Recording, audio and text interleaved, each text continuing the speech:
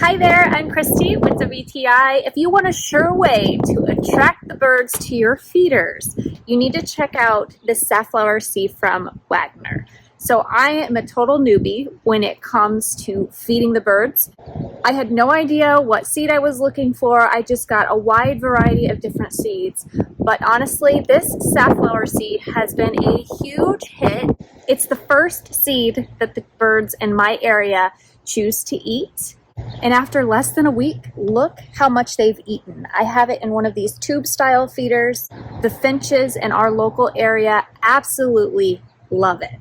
On the back side of the bag, it tells you what different birds are attracted to this particular seed, which for a newbie like me is really helpful. I also love that the bag that it comes in is resealable to keep it nice and fresh and easy to store.